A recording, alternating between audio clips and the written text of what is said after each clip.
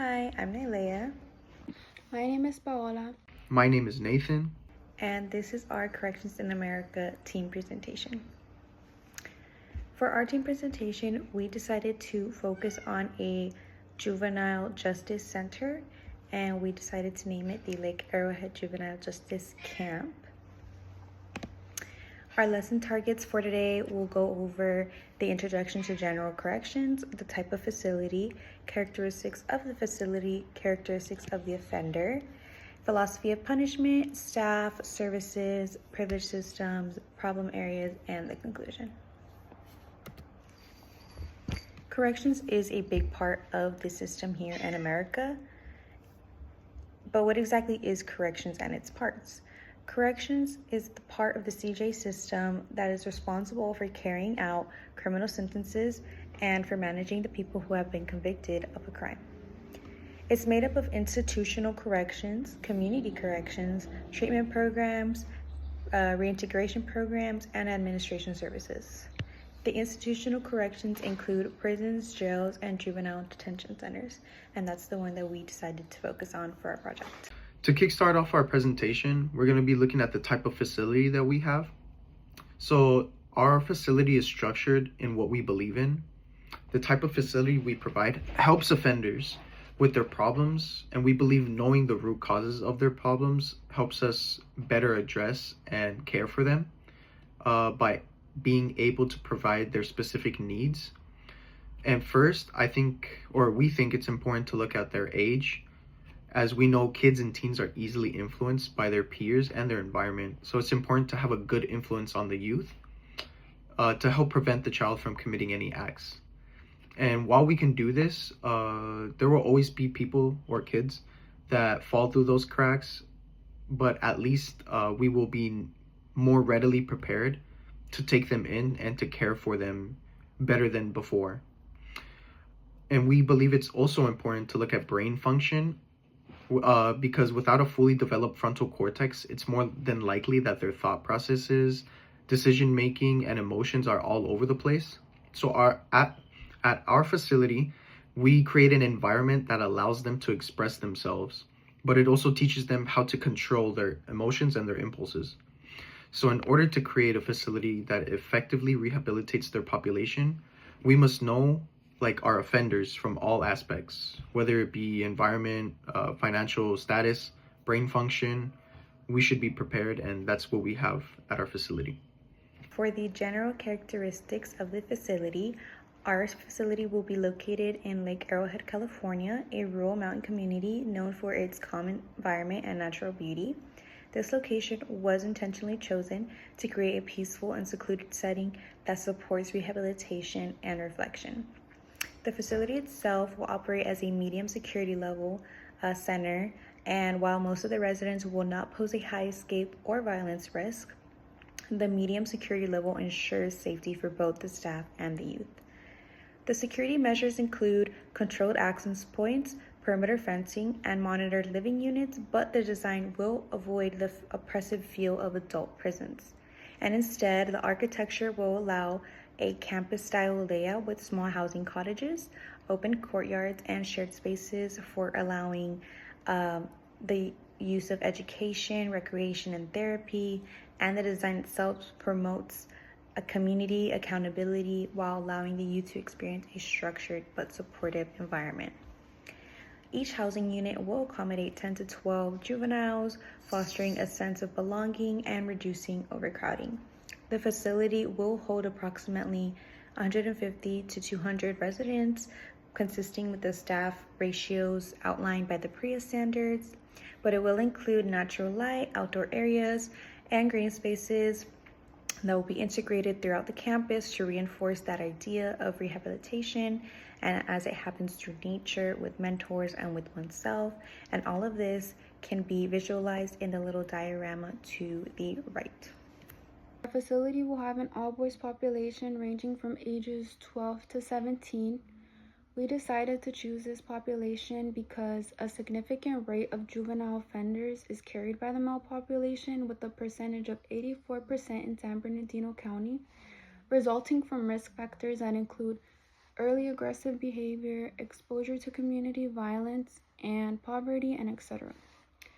A majority of young males believe that violence allows them to gain power and control in society, and delinquency in adolescence is often normalized because of the harmful influences of video games, music, and peers. As juveniles are still in critical stages of growth, they are more likely to fall into patterns of poor behavior regulation that often result in incarceration because of the recurring risk factors they learn.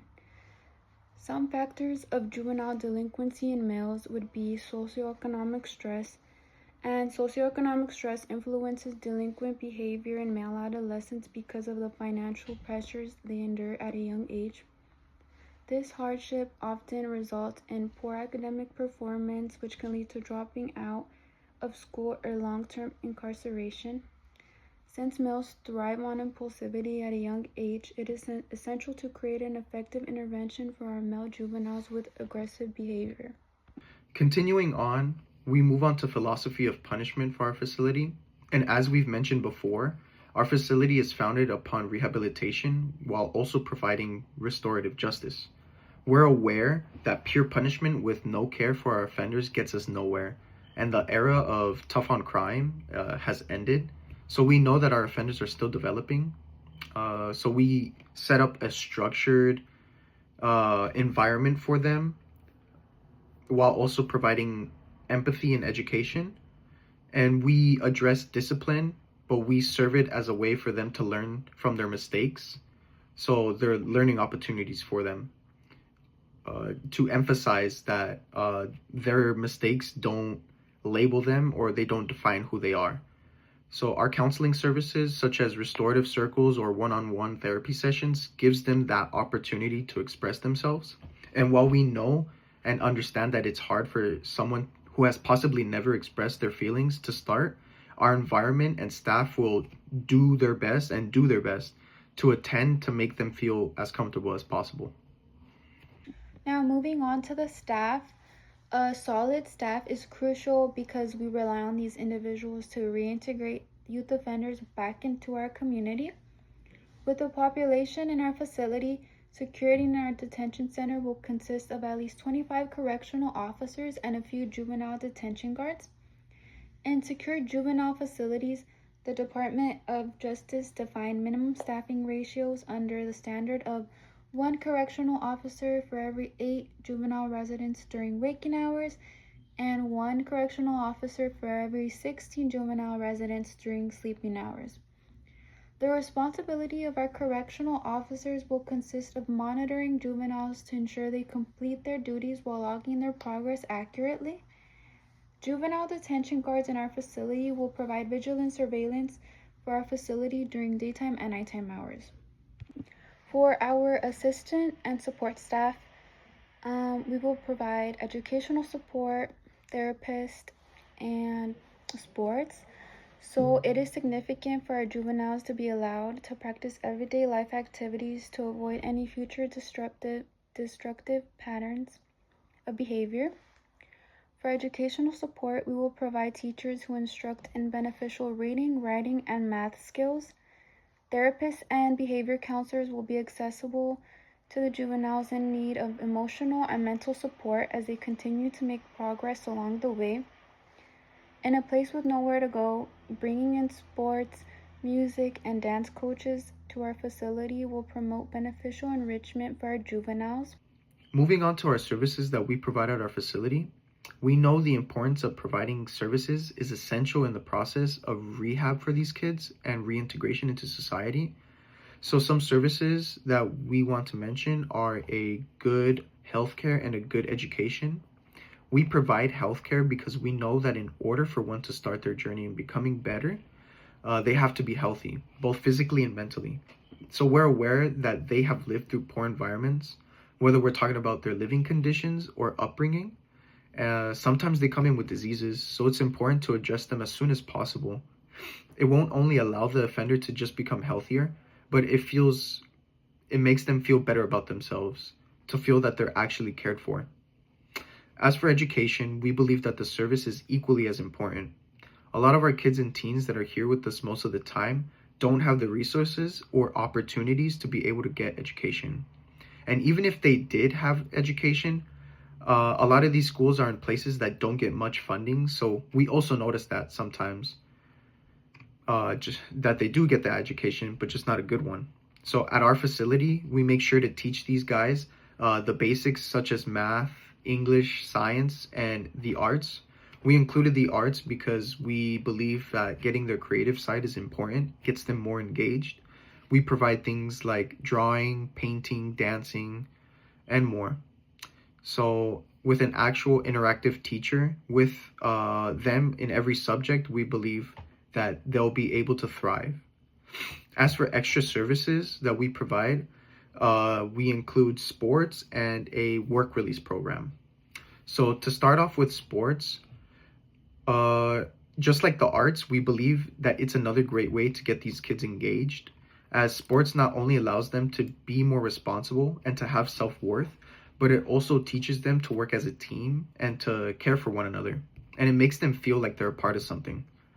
This can have such a huge impact on people, as we can see when people work together. At first, it can be hard, and we do address that.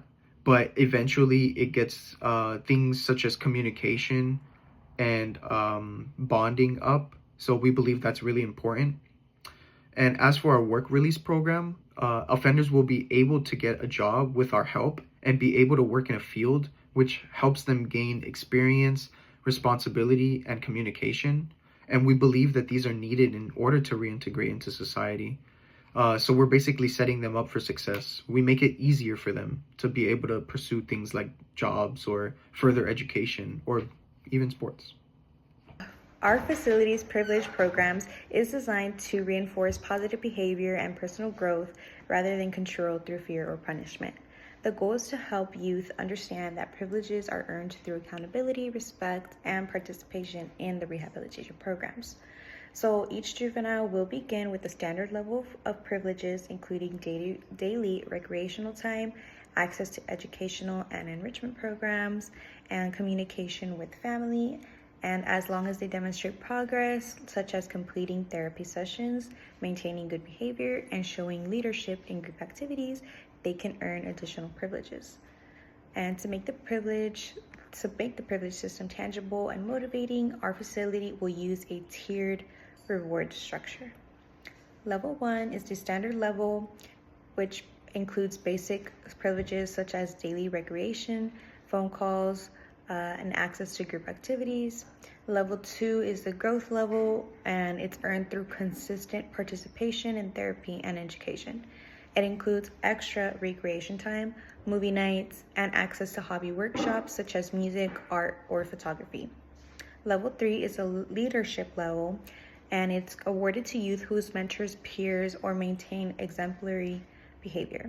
It includes weekend family visits, special outings like hiking or sports tournaments, and eligibility for leadership roles in facility communities. The level 4 is the transition level, and this is for those nearing release. It includes work release opportunities, community volunteering, and expanded communication privileges to help prepare for reintegration. All of this shows that structured incentive systems in the juvenile facility will reduce the behavioral infractions up to 40% and to be improved of engagement in educational programs. In the difficult cases, we will be addressing those through behavioral interventional plans developed by counselors and staff. These plans may include daily check-ins, goal-setting sessions, or participation in anger management classes or conflict resolution workshops. The youth who show improvement can gradually earn the privileges back through consistent effort and reflection. For problem areas, we will encounter 3 specific obstacles, which consist of behavioral management, staff burnout, and peer conflict. So for behavioral management, youth who have experienced trauma or struggle with impulse control may resist authority or act out under stress. Incidents of aggression will be a common challenge in our facility, considering that many of our juveniles can come from a place where emotional regulation is not taught to them at a young age.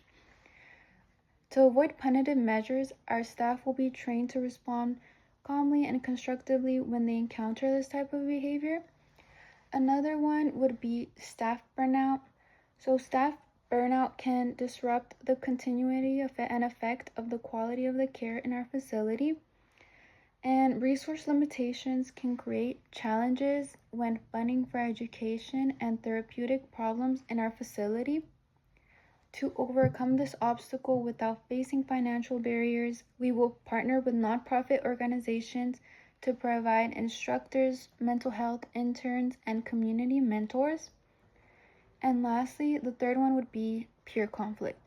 So, peer conflict among residents is not completely avoidable and creates a bad environment when there are threats to the safety and progress of the juveniles in our facility. Our facility will use restorative meditation sessions to address these types of disputes for these problem areas. Overall, our proposed facility represents a new approach to juvenile corrections and one that prioritizes in rehabilitation, education, and emotional growth over punishment.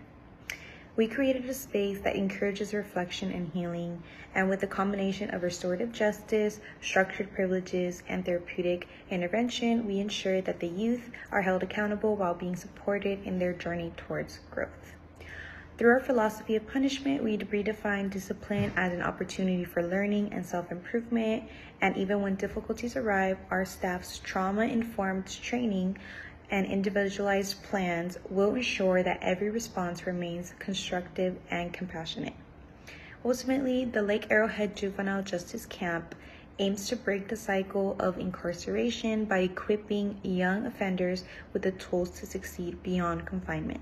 Our approach demonstrates that when rehabilitation is rooted in empathy, structure, and community, it not only transforms individuals, but it strengthens society as a whole, which in the end is our goal.